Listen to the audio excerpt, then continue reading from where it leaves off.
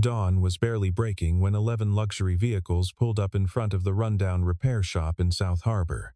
Rolls-Royce, Bentley, Mercedes. They parked in a line like a silent funeral procession. Ethan Miller stood frozen behind the grease-stained glass door. 24 hours ago, he was just a poor single father who couldn't afford medicine for his son. He had told a billionaire straight to his face, "Money can't fix everything." Now, it seemed the entire world of that man was coming for him. But before you know what happens next, you need to hear this story to the end. The coughing woke him. Not the alarm. Never the alarm. Ethan's eyes opened to the cracked ceiling of the cramped apartment above Miller's auto repair. The coughing came again, wet and rattling, from the mattress on the floor across the room. Leo's voice was small in the pre-dawn darkness. Ethan was already moving, his bare feet cold on the concrete floor. He knelt beside his 8-year-old son and felt his forehead. Still warm. The fever hadn't broken. "Just breathe, buddy." Slow breaths. Leo tried. His small chest heaved with effort. The inhaler sat on the windowsill, nearly empty. The refill prescription was pinned to the wall with a magnet, next to 3 overdue bills and an eviction warning. Choose one, medicine or rent. That was the calculation Ethan made every morning now. He helped Leo sit up against the wall, waited for the breathing to steady. Through the thin walls, he could hear the morning sounds of South Harbor waking up. Truck engines, metal gates rolling open, the world starting its work. The shop below them had been his father's. Then his. The sign outside read Miller's Auto Rep Ire because the A had fallen off 2 years ago, and Ethan couldn't afford to replace it. Couldn't afford much of anything these days. The work had dried up slowly, then all at once. First, the chain repair shops moved in. Then people started going to the dealerships with their warranty work. Then the economy tightened, and folks learned to live with the check engine light on. Now it was just Ethan, a bay full of rusting equipment, and a calendar with more blank days than booked ones. "Dad, I'm okay now." Leo was trying to smile, always trying to smile. "I know you are, tough guy." Ethan made oatmeal on the hot plate, added extra brown sugar from the packets he'd taken from the diner last week. Leo ate slowly, still catching his breath between bites. A knock came at the side door. Mrs. Park stood there with her purse already on her shoulder, ready for her shift at the laundromat. She'd been watching Leo during the day for 3 months now, ever since Ethan couldn't afford the after-school program anymore. She never asked for payment. Ethan tried to give her what he could. She usually refused. "He's not good today," Ethan said quietly. Mrs. Park's expression tightened with concern. She'd raised 4 kids on less than nothing. She knew what it meant when a cough lasted this long. "I'll keep him quiet, make him rest." "Thank you, Ethan." She touched his arm. "You're a good father. You know that, right?" He didn't know what to say to that. He nodded. Down in the shop, he turned on the lights. The fluorescent bulbs flickered, hummed, then caught. The bay was clean at least. He kept it clean. Professional. Even when there was no work, he maintained standards. His phone sat on the workbench, screen cracked, battery at 12%. He couldn't remember the last time he'd charged it overnight. Electricity cost money. One new message. Unknown number. Need specialist wheelchair repair. Urgent. Will pay well. Address 1847 Riverside Heights. Ethan read it twice. Riverside Heights. That was the neighborhood where money lived, where the houses had gates and the lawns had landscapers. He hadn't worked in that part of town in 5 years. His thumb hovered over the message. Part of him wanted to delete it.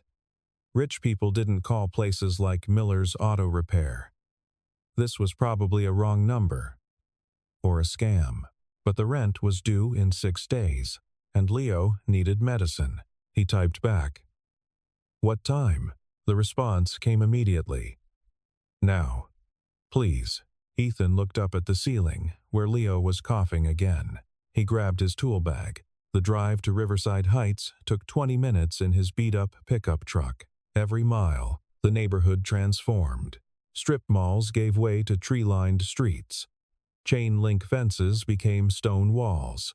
Cracked sidewalks disappeared entirely, replaced by perfectly maintained private drives. His truck sputtered at a red light. A woman in yoga clothes jogging past gave it a concerned look, like it might explode. Ethan didn't blame her. It might. The GPS led him to a street where the houses weren't visible from the road. Just gates. Just intercoms. Just security cameras on stone pillars. Number 1847. Ethan pulled up to the call box, suddenly aware of every rattle in his engine, every rust spot on his hood. He pressed the button. "Miller's Auto Repair," he said. "Here for the wheelchair." A pause. Then the gate began to open. The driveway curved through manicured grounds. The house at the end wasn't a house, it was an estate. Modern architecture, all glass and steel and sharp angles, probably cost more than Ethan would make in 10 lifetimes. He parked his truck next to a fountain.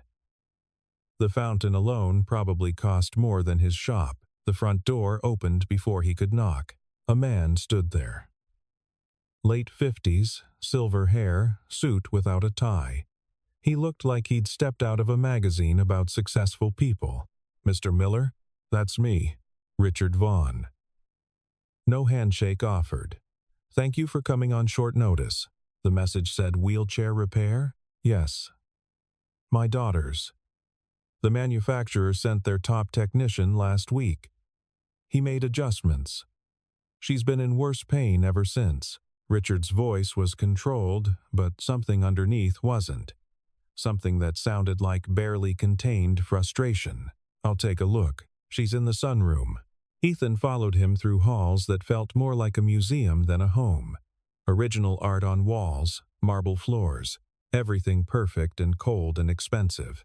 The sunroom was at the back of the house, all windows overlooking a garden.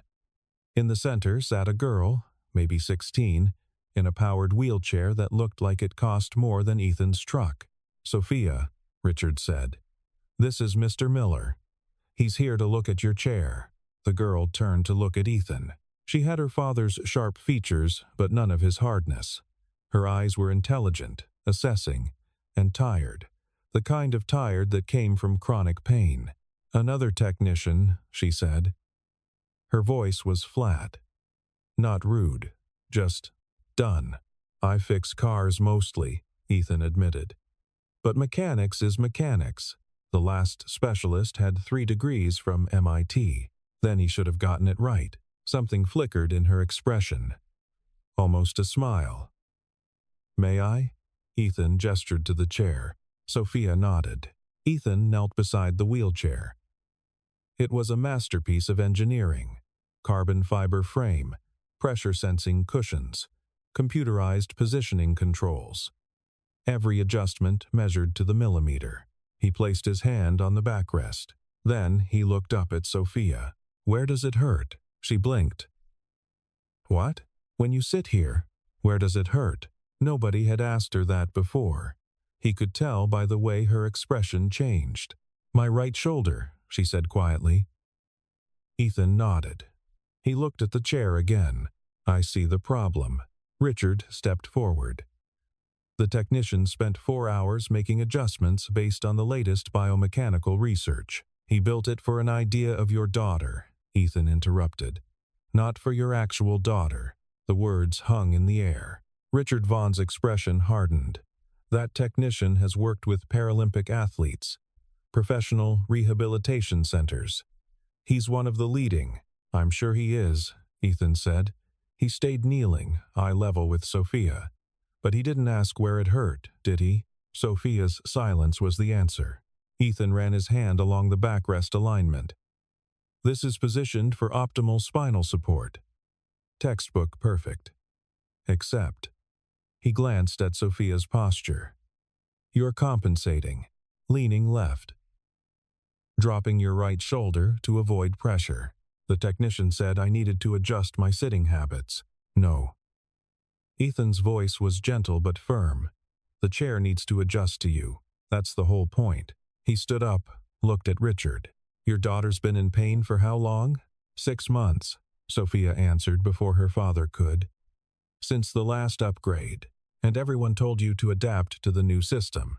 She nodded. Ethan turned to Richard. "That's the problem. You bought the best technology money could get. But technology doesn't feel pain." "She does." Richard's jaw tightened.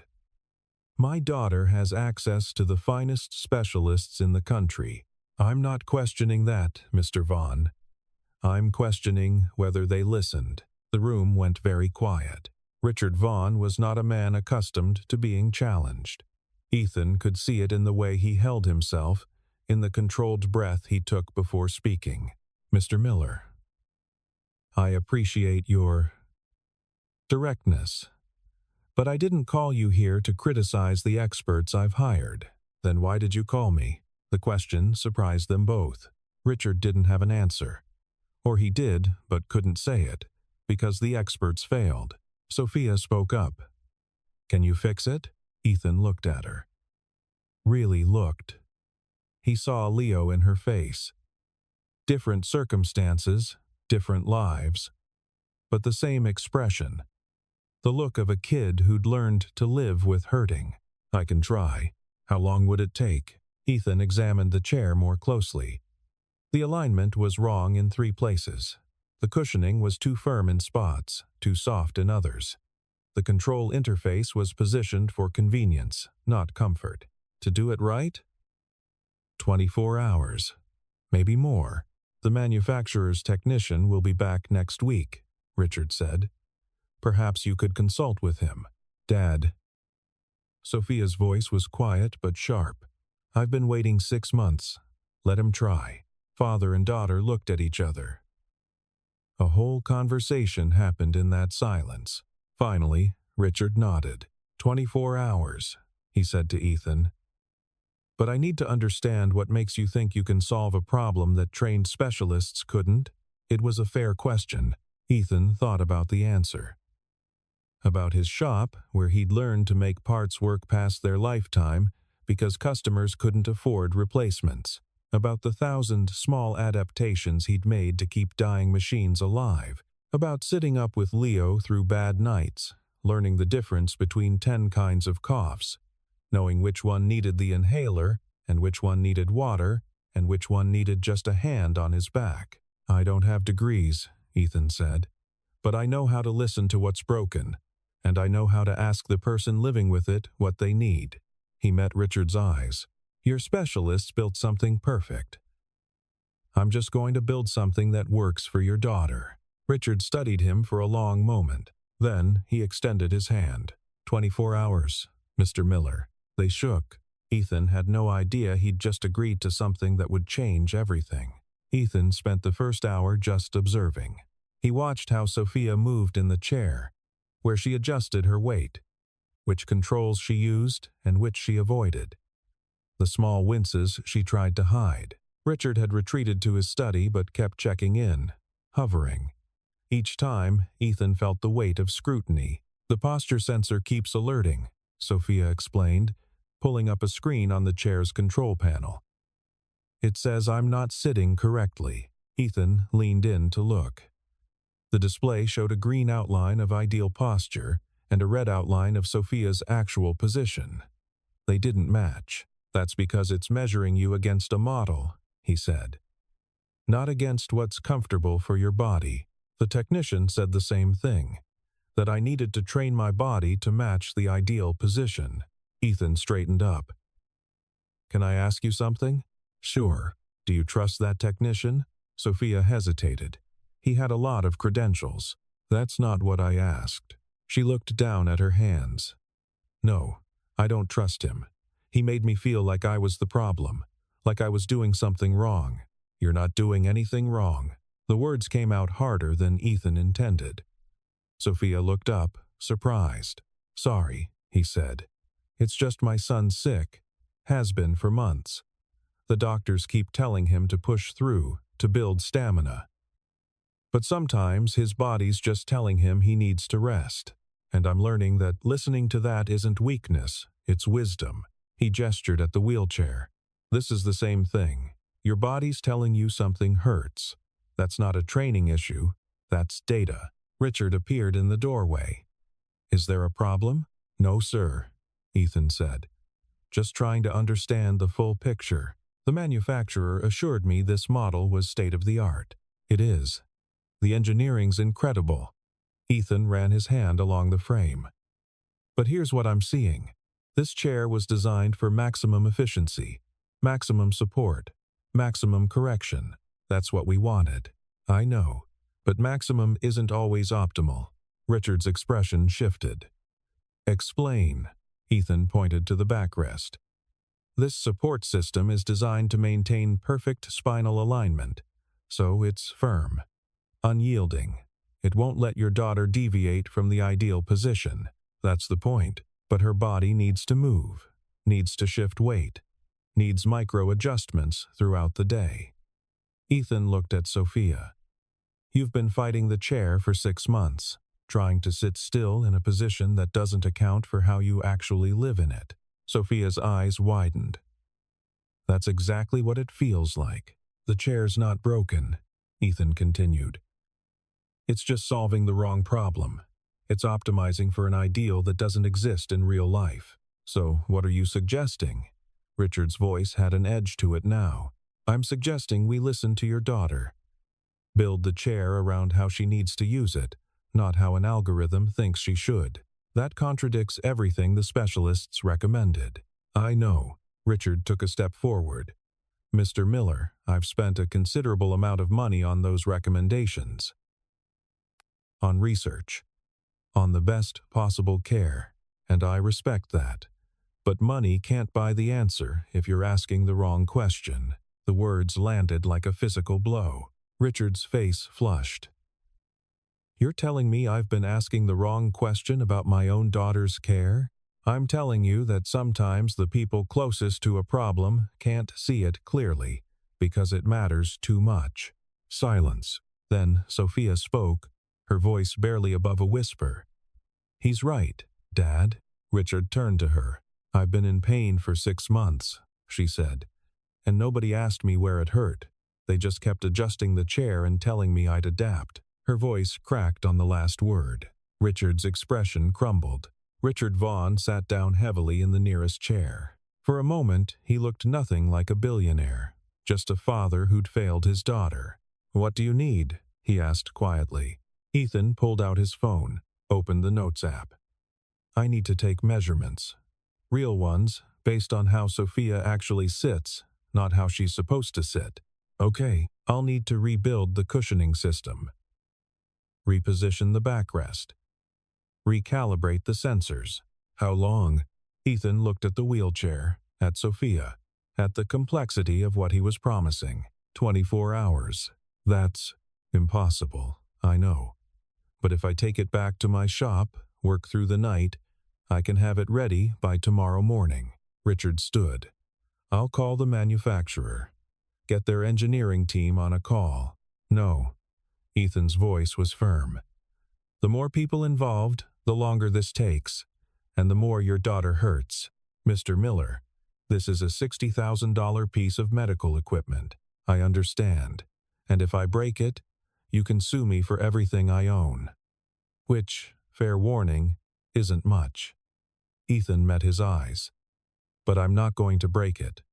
I'm going to fix it. Richard studied him. Why are you so confident? Because I have to be. Ethan's voice dropped. My son's upstairs in my shop right now. He's 8. He's been sick for months, and I can't afford the medicine he needs. The only reason I'm here, taking this job, is because I'm desperate enough to try anything. He took a breath. But here's the thing. That desperation, it makes me careful. It makes me think about consequences, about what happens if I fail. I'm not going to treat your daughter's chair like an experiment. I'm going to treat it like my son's, depending on it, because he is. The honesty hung in the air. Richard reached into his jacket, pulled out his wallet. How much is the medicine? Mr. Vaughn. How much? $250. The number came out like an admission of failure. Richard pulled out bills, handed them over. "Get the medicine for your son. Then fix my daughter's chair. 24 hours. Ethan looked at the money in his hand. For a moment, he couldn't speak. "I'll have it back tomorrow morning," he finally said. He started disconnecting the chair's systems. Sophia wheeled herself to a manual backup chair in the corner insurance requirement, she explained. She moved with practiced efficiency, used to transfers. As Ethan loaded the electric chair into his truck bed, Richard followed him out. "Mr. Miller, if you're right about this, if you can do what the specialists couldn't." Richard's voice was quiet. "It would mean I've been listening to the wrong people for 6 months. It would mean you've been trying everything you could think of. That's not wrong. That's love." Richard's throat worked. He nodded. Ethan drove away with the billionaire's trust in his truck bed and medicine money in his pocket. He had 24 hours to prove he deserved either. 9:00 p.m. The shop was locked, lights blazing. Ethan had sent Mrs. Park home, carried Leo down to the bay, set him up on the couch in the office with blankets and his tablet. "You're working on a wheelchair?" Leo asked, peering through the office window at the sleek machine in the center of the bay. "It looks expensive." "It is. Are you scared you'll break it?" Ethan paused. Honesty had always been his policy with Leo. "Yeah, buddy, I'm pretty scared. But you're doing it anyway. Because someone needs help." Leo nodded seriously. "Like when you help Mrs. Park's car even though she can't pay. Exactly like that. You're a good person, Dad." Ethan's eyes stung. He blinked it away. "Get some sleep, okay? I'll be right here." He turned back to the wheelchair. The first step was documentation. He photographed everything, every angle, every connection, every setting. If he broke something, he needed to know how to put it back. Then he began disassembly. The chair was a marvel of engineering. Everything interlocked with precision. Every component served multiple functions. It was designed to be maintained by specialists with proprietary tools. Ethan used what he had. On beer, otus pem. He'd removed the entire seating system. The cushions came away in layers, each one calibrated for specific pressure distribution. The backrest was articulated in 6 places, each joint controlled by microservos. He laid everything out on the workbench. Then he pulled out his measurements from Sophia. The difference was immediately obvious. The backrest was configured for someone 3 inches taller. The lumbar support was positioned too low. The shoulder blade's alignment was designed for someone with different proportions. All the adjustments the MIT technician had made were perfectly correct for someone who wasn't Sophia. 1:15 a.m. His phone buzzed. "Mrs. Park." Ethan walked to the office. Leo was asleep, breathing steady. He sent back, "Good tonight? Thank you. And you?" Ethan looked at the partially disassembled wheelchair, at the parts spread across his bay, at the magnitude of what he'd promised. "Working. You can do this." 3 words. They helped more than she'd ever know. 3 a.m. The modification work was delicate. He had to reposition the backrest mounting points without compromising structural integrity. Had to reshape the cushion foam to match Sophia's actual weight distribution. He worked with the same tools he used on transmissions and brake systems. Except this wasn't machinery. This was someone's daily comfort, someone's pain or relief. His hands had to be sure. A sound from the office. Leo was coughing again. Ethan put down his tools, went to his son, gave him water, waited for the breathing to ease. The new medicine was in the cabinet, now he'd bought it on the way back. First dose was helping already. "Dad?" Leo's voice was sleepy. "I hope so, buddy. What's her name?" "Sophia." "That's a pretty name." Leo's eyes were already closing again. "Tell her I hope she feels better." Ethan stayed until Leo was fully asleep. 5 a.m. The wheelchair was coming back together. He'd repositioned the backrest for Sophia's actual height and shoulder width, reshaped the seat cushion to accommodate her natural weight shift patterns, recalibrated the pressure sensors to allow for micro-movements instead of forcing rigid positioning. The control interface he'd moved 3 inches to the left. Sophia had mentioned it was hard to reach, a tiny detail. But tiny details accumulated into daily pain. As he reconnected the electronic systems, his hands were shaking from exhaustion and caffeine and fear. If he'd miscalculated anything. The chair powered on, all systems green. He did a full diagnostic. Everything functioning. But the real test wouldn't be in his shop. 6:30 a.m. Dawn light was filtering through the bay door windows. Ethan had cleaned the chair, triple-checked every connection, tested every function. Leo woke up on the couch. "You did it? I built something. Whether it works." Ethan trailed off. "It'll work," Leo said with complete confidence. "You always make things work." Ethan loaded the wheelchair carefully into his truck. They drove to Riverside Heights together. Richard Vaughn answered the door in the same clothes from yesterday. He hadn't slept either. Ethan could tell. "Mr. Miller." His voice was hoarse. "Is that your son?" Leo stood behind Ethan, shy around strangers, but curious about the massive house. "This is Leo. My helper. I help sometimes," Leo said. Then started coughing. Richard's expression shifted something between concern and recognition. "Come in." "Both of you." They rolled the wheelchair into the sunroom. Sophia was already there, dressed, waiting. She looked as exhausted as her father. "Did you sleep?" Ethan asked her. "Did you?" They shared a tired smile. "I made modifications," Ethan began, "based on what you told me about where it hurt. But I need you to test it before I explain anything. I don't want to influence what you feel." Sophia transferred from her backup chair. Settled into the seat. Everyone waited. She sat still for a moment.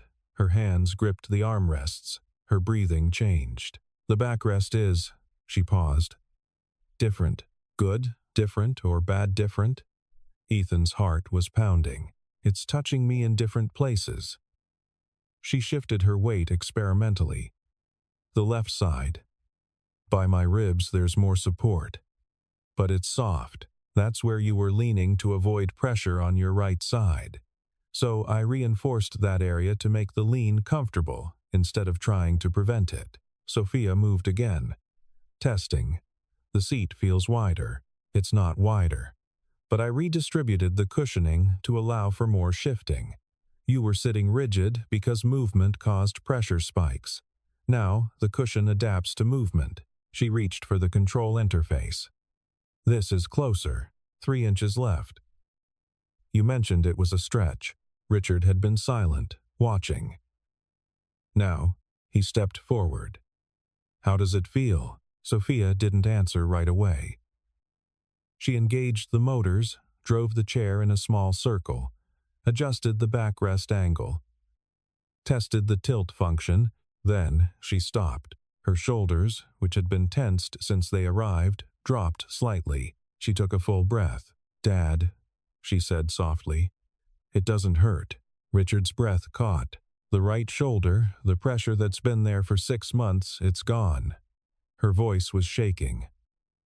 "I'm sitting normally, and nothing hurts." Richard Vaughn turned away quickly, but not before Ethan saw his face crumble.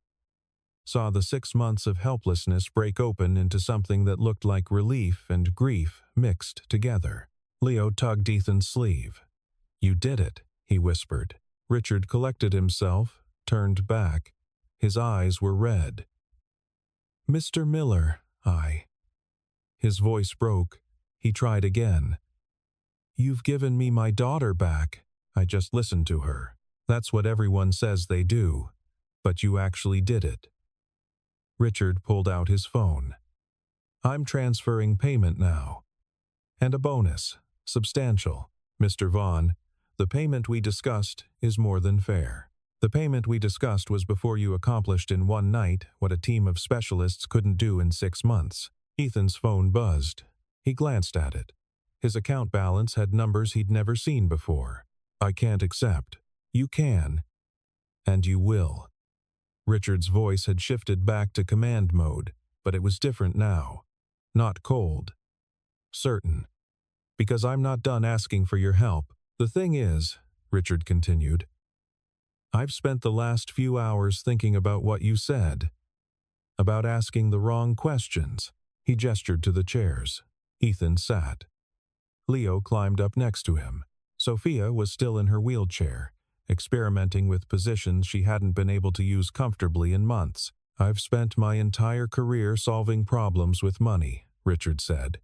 "Hiring the best people, buying the best technology, building systems that scale. And most of the time, it works." He looked at his daughter. "But sometimes the problem isn't complexity, it's simplicity. It's the obvious thing everyone's overlooking because they're too busy being impressive." He turned to Ethan. "You asked my daughter where it hurt. That's not revolutionary, but nobody else thought to start there. They started with research. They started with assumptions. That's different." Richard leaned forward. "I've built 3 companies from nothing, employed thousands of people, and I just realized I've been making the same mistake in all of them." "What mistake?" Sophia asked. "Listening to credentials instead of results. Trusting systems instead of people. Believing that expensive means effective." He shook his head. "Your wheelchair cost $60,000. It took a mechanic with a shop called Miller's Auto Rep IR to make it actually work." Leo giggled at the missing letter. Ethan felt his face flush. "I'm not trying to embarrass you," Richard said quickly. "I'm trying to make a point. You didn't have the tools those specialists had. You didn't have the training or the certifications, but you had something more important." "What?" "You needed to get it right." The words hung there. "The specialists could afford to fail," Richard continued.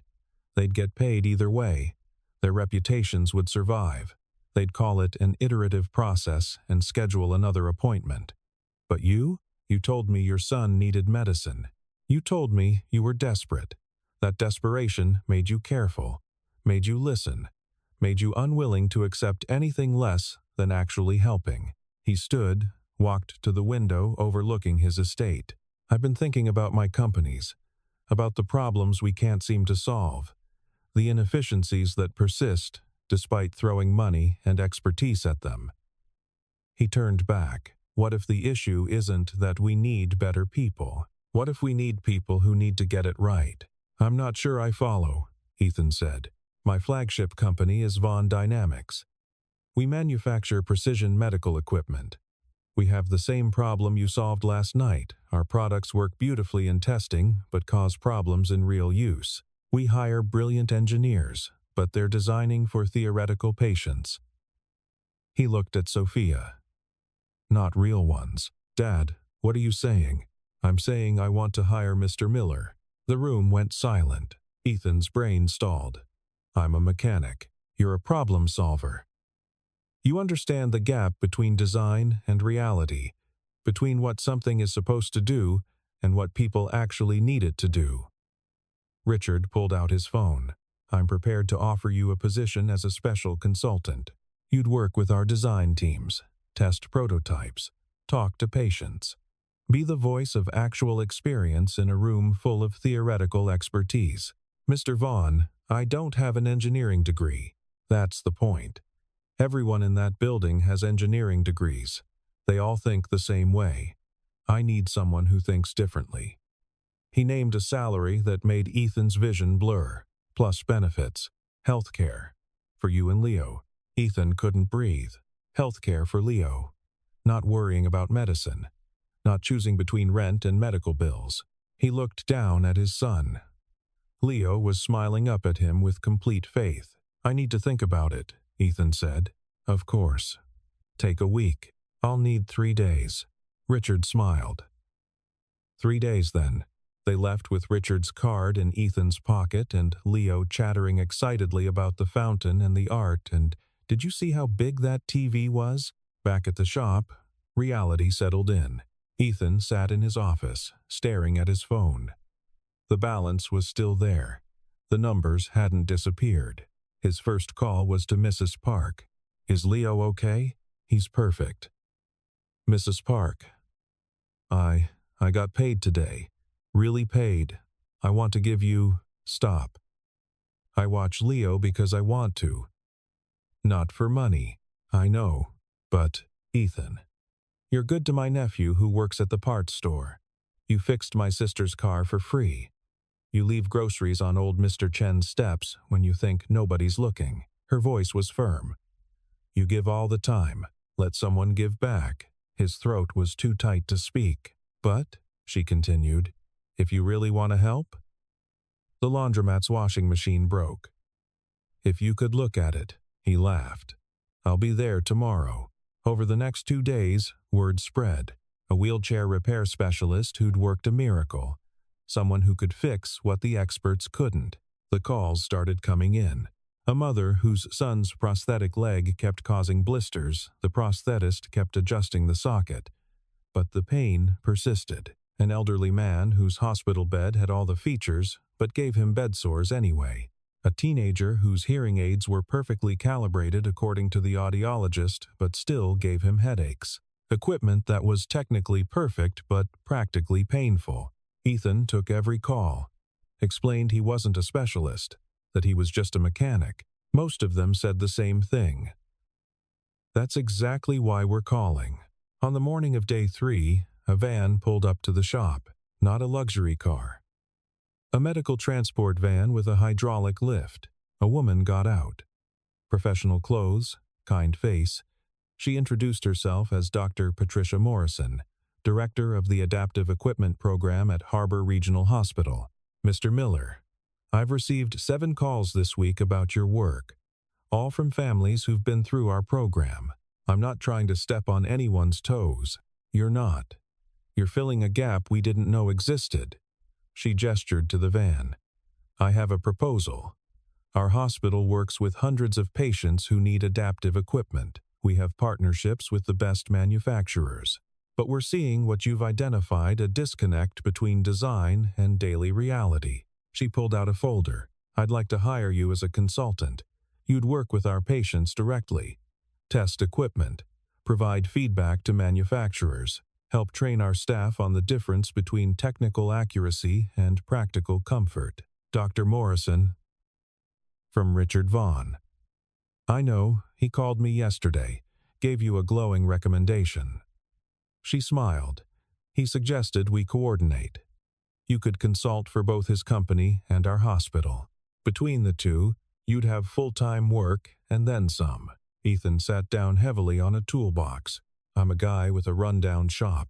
You're a person who listens when people say they hurt. That's rarer than you think." She set the folder on his workbench. "Read through it." After she left, Ethan opened the folder. The hospital was offering him steady contract work. Good pay, flexible hours, combined with Richard's offer. He wouldn't just be stable, he'd be successful. That evening, 3 more vehicles pulled up. Not luxury cars, regular people, carrying equipment that didn't quite work.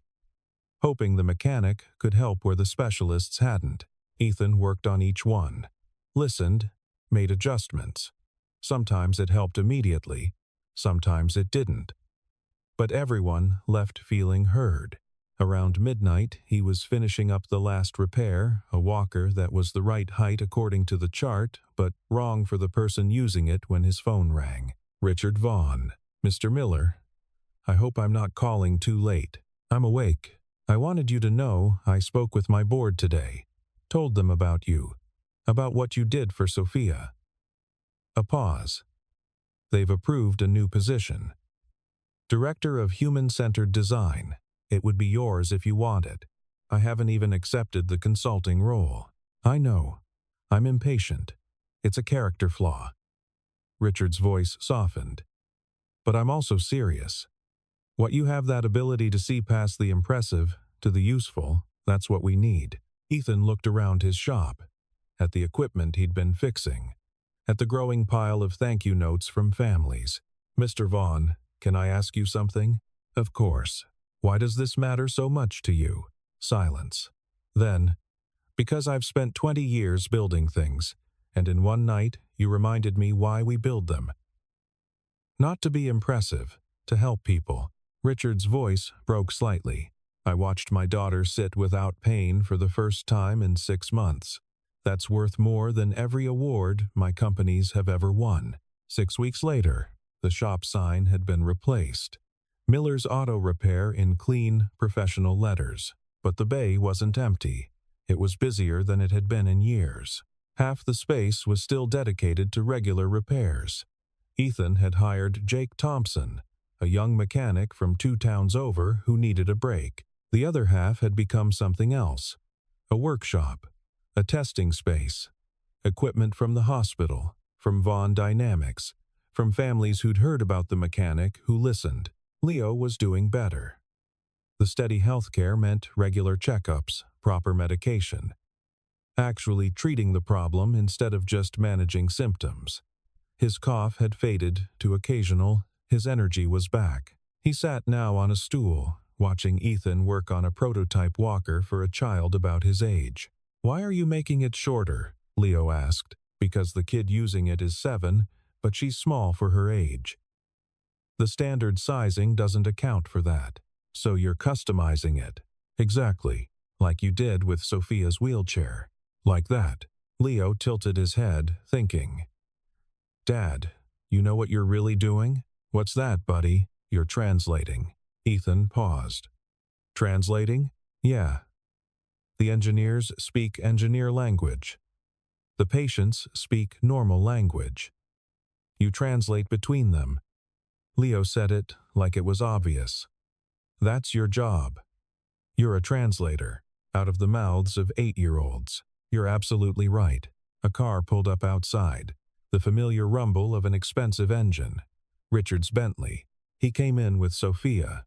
She was using her wheelchair, the one Ethan had modified, and she moved with confidence now. No more tension in her shoulders. No more compensating for pain. "Mr. Miller." Richard greeted him. "Hope we're not interrupting." "Never." "What brings you by?" Sophia rolled forward. "I wanted to show you something." She reached into her bag and pulled out an envelope. Inside was a letter from a university. An acceptance letter. "I'm starting college next fall," she said. "Engineering program. I want to design equipment that actually works for people." Pride flooded through Ethan. "Sophia, that's incredible. I probably wouldn't have applied if—" She glanced at her wheelchair. "If you hadn't shown me that equipment could be better, that it was worth trying to improve. You're going to change so many lives.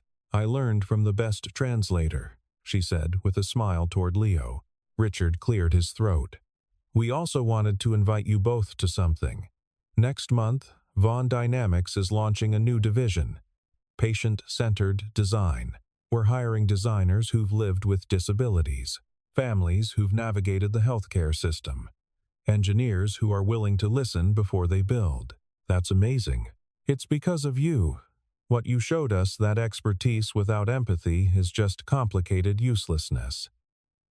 He extended an invitation. "The launch event. We'd like you and Leo to be there, as guests of honor." Ethan looked at the card. Formal event. The kind of gathering where people like him didn't usually belong. But maybe that was changing. "We'll be there." After they left, Leo came over and hugged his dad. "I'm proud of you," the 8-year-old said seriously. "I'm proud of you too, tough guy." "Why?" "I didn't do anything. You've been brave through everything. That's the hardest job of all." They stood there in the shop. The afternoon light streaming through the bay door. The sound of Jake working on a transmission in the next bay. The peaceful hum of a life that had been drowning 6 weeks ago and was now, impossibly, thriving. Ethan's phone buzzed. Another message. Another family with equipment that technically worked but actually hurt. He picked up his tools. There was always someone who needed a translator. 3 months later, Miller's Auto Repair had become something unexpected. A hybrid shop where cars got fixed and lives got improved. The hospital had expanded their contract. Vaughn Dynamics had made Ethan's consulting role permanent. Other companies were calling, asking for the mechanic who understood people better than products. But the thing that mattered most to Ethan was simpler. Every morning, Leo came down to the shop before school. Healthy now, strong, learning how to listen to machines and, more importantly, to people. Mrs. Park still stopped by. Not to watch Leo anymore, he didn't need watching, but because the shop had become a community hub, a place where people knew their equipment would be fixed and their concerns would be heard. The sign outside no longer had a missing letter, but inside, the philosophy remained the same as it had always been. Fix what's broken. Listen to what hurts. Remember that behind every problem is a person. Richard Vaughn visited monthly, sometimes with Sophia, sometimes alone. He'd told Ethan that their conversation had changed how he ran his companies. Not overnight, not dramatically, but steadily, persistently, toward something more human. One evening, as Ethan was closing up, a beat-up truck pulled into the lot. A woman got out, looking uncertain. "Are you Ethan Miller?" "Yes, ma'am. I heard you help people when their equipment doesn't work right." "I try. I have a son. He's got a condition. The doctors are great, but the equipment they gave us. It's supposed to help, but it's making things worse." Ethan put down the wrench he'd been holding. "Tell me about your son," he said, "and tell me where it hurts." She started talking. Ethan listened, because that's what he'd learned on that desperate morning 6 weeks ago when he'd driven to a mansion with nothing but hope and a tool bag. Money couldn't fix everything. Credentials couldn't guarantee success. Technology couldn't replace humanity. But listening, really listening to someone when they said they hurt, that could change everything.